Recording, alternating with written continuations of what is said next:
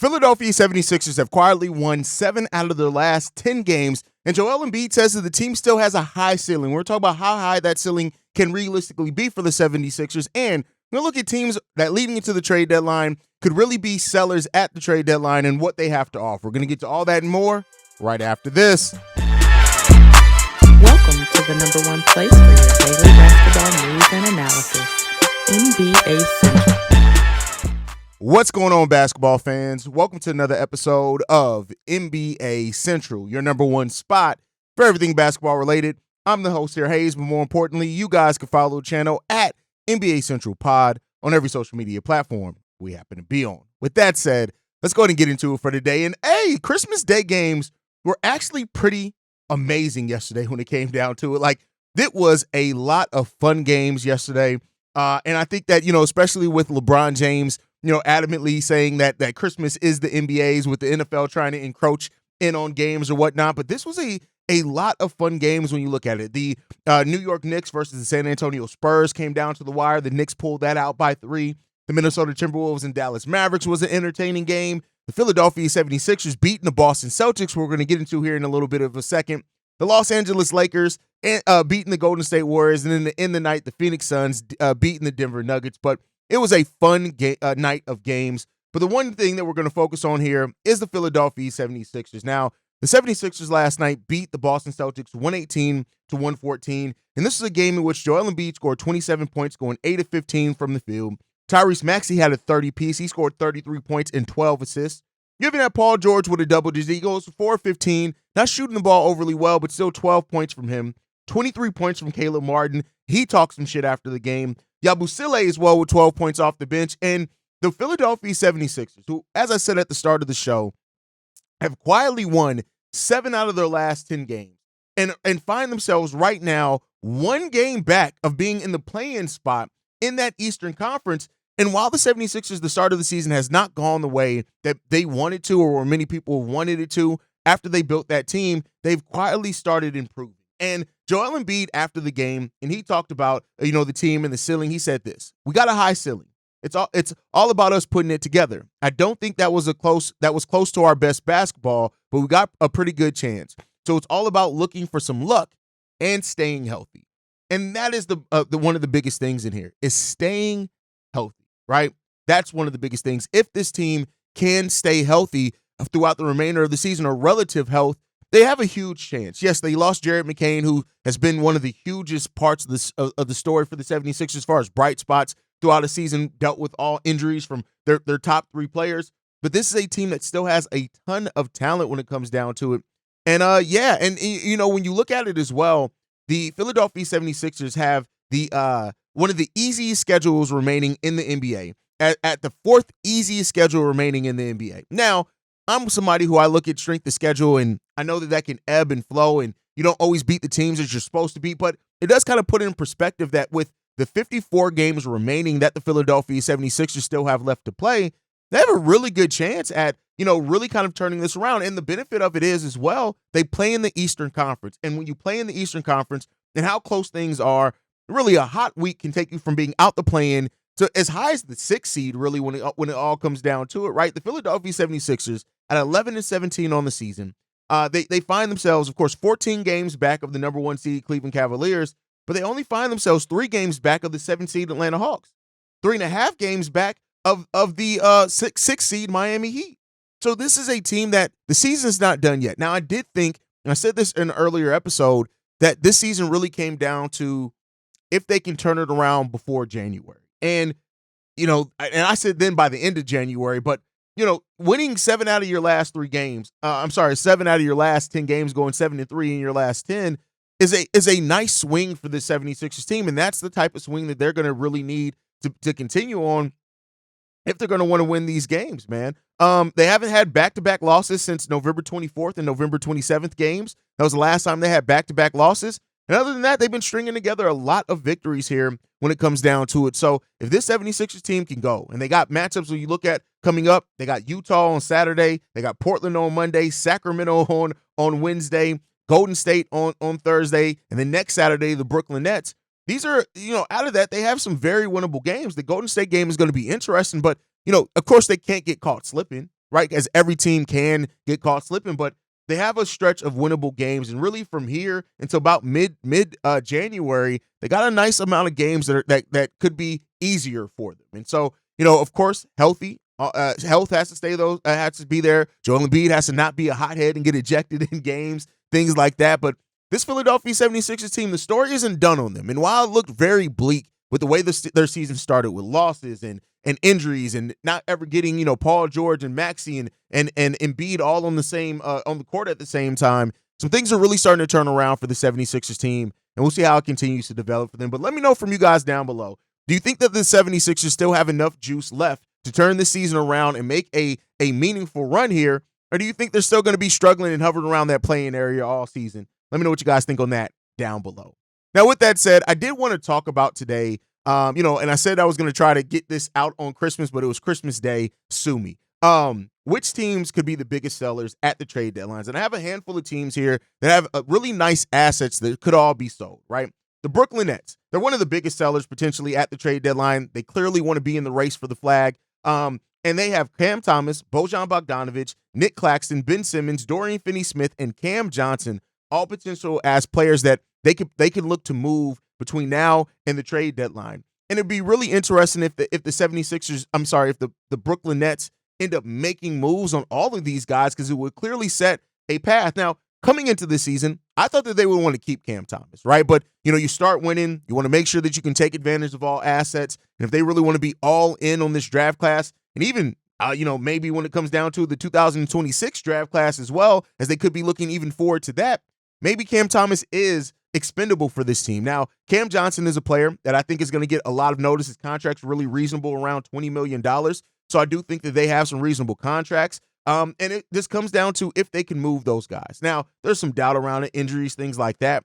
But if they can find a move for all of those guys, or the majority of them, it could really set them on a nice path to be able to really focus on building organically through the draft. Keep in mind, the Brooklyn Nets don't only just have their own pick. They do have their own pick in this draft, right?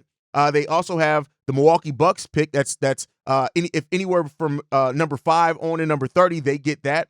And they have the New York Knicks pick. So they have 3 first-round picks as well as their own pick in 2026. So this is a team that if they do move off of young talent like Cam Thomas, even with that, they could shape up to take advantage of 2 very deep draft classes back-to-back and really set themselves up. And so we'll see what the Brooklyn Nets hold there. They're one of the teams that are going to be one of the biggest sellers at the trade deadlines. And I think they got some really nice pieces that could help some teams win some basketball games.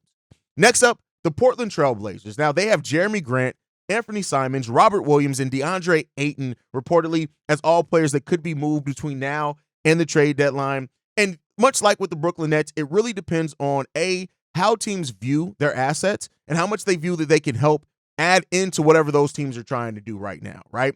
So you look at, especially when you look at a player like Jeremy Grant, he has a $29 million contract that runs until the 2027-28, whereas a player option of $36 million. And while Jeremy Grant is not a perfect player by any stretch of the imagination, he's a flawed player, but we see role players now get contracts of $33 million. So he's definitely a player that could help teams, right? And he's still 30 years old. He's been in the league for a while. You kind of know what you have in Jeremy Grant. And he's the type of player that I think if you already have a really solid base and system and you're looking for him to come in and to help add what he does well, you just need him to do what he does well. It makes a whole lot of sense for a lot of teams.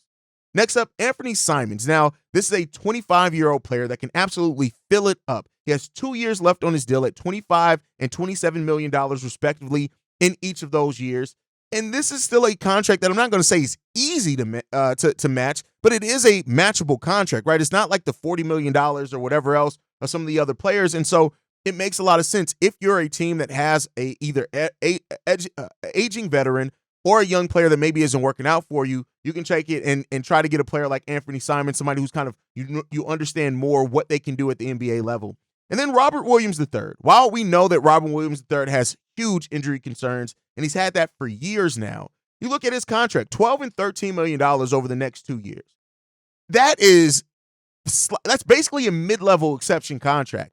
And if you're a team, one of these teams that needs a center, that needs a defender and a rim protector, as long as you can weather and you feel pretty confident in the health of Robert Williams for the remaining part of the season, or even you're prepared to weather the storm, he can make a lot of sense for a lot of teams as well. I really like Robert Williams III for certain teams in this. And then DeAndre Ayton. Now, this is an interesting part because, we don't know if they're going to be able to move Ayton. $34 and $35 million over the next 2 years. They may not even want to move him. They may be willing to hold on to him, but I do think that he's a player that if teams really want to try to take a shot at, they can. I think that, his play really is going to kind of dictate what his market is. And DeAndre Ayton, while he has all the talent and potential in the world, but he's just a player that just doesn't seem like he gives a shit, right? That's what it comes down to with Ayton. But I mean, even when you look at that, for a player that can get you a double-double easily, over 50% shooter from the field as well, he's going to get you about a block per game.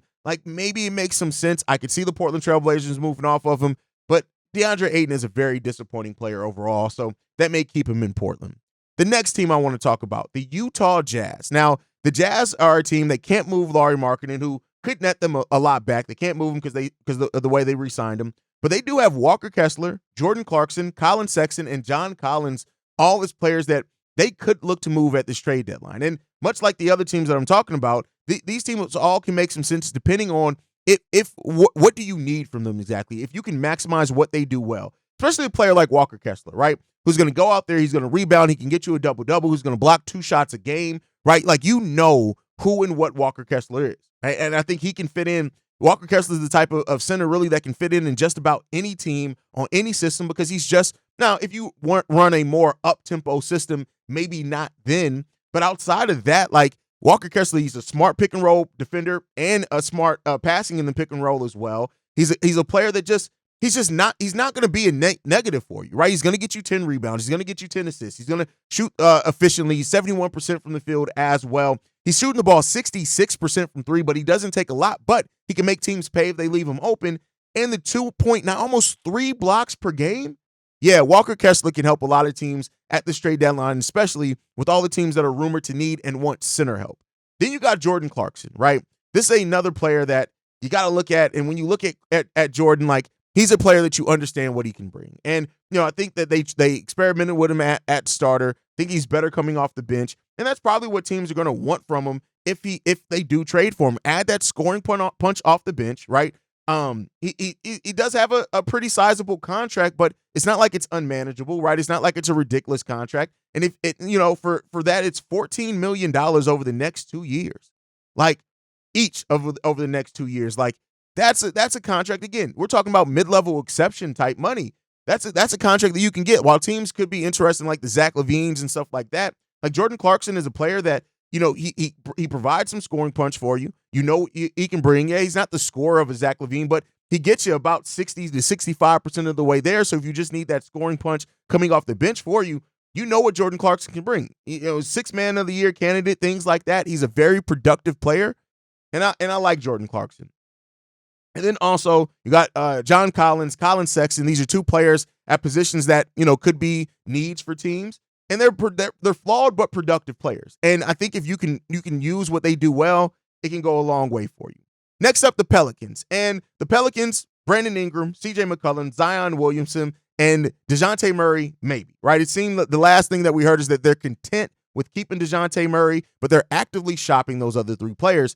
And so when you look at Brandon Ingram, again, another player that despite the injury concerns, what he can bring. He can play multiple positions. You look at everything that they had him playing the 2, the 3, the 4 over his time with the Pelicans, and he's been productive relative at all those positions that they played him at. And so because of his versatility, he can help a lot of teams. You're going to need a solid defense around him, but he can help a lot of teams. CJ McCollum, the vet that can still score, averaging 20 points per game. So again, much like with other things, if you can match the contract and you have the filler needed, and you have some players that you can combine to get to match his deal, he's definitely a player that could be productive. $33 million this year, actually declines to $30 million next year, so he could make a lot of sense for some teams as well.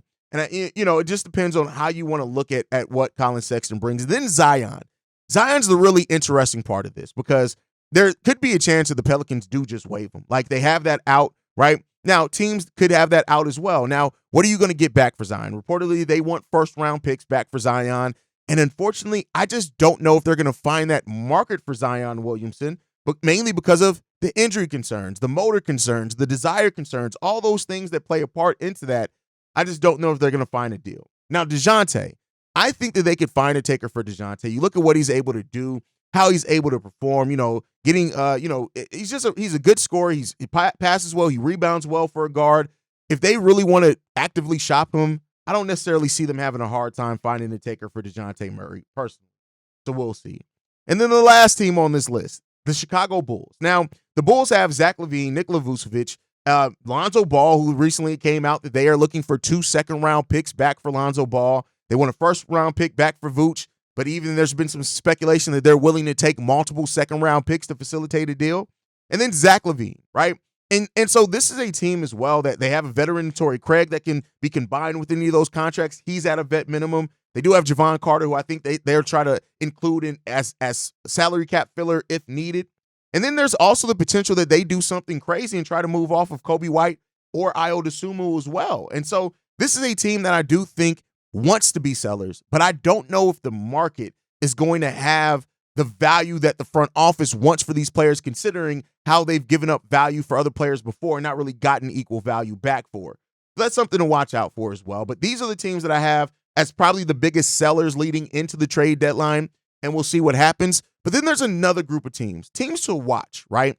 And that is, the Miami Heat with Jimmy Butler. We heard that, recently now that Jimmy Butler does prefer a trade between now and the February trade deadline, and that could really push some things and change some things if he is really pushing for that. Now, it still comes down to Pat Riley. Pat Riley's the end-all, be-all there in Miami. If he gets a deal that he likes and he feels keeps his team at a certain competition level, he'll move on. But we've also heard that Pat Riley is not afraid to play hardball with Jimmy Butler, because there's just not a lot of teams that are going to have cap space to sign him outright this offseason.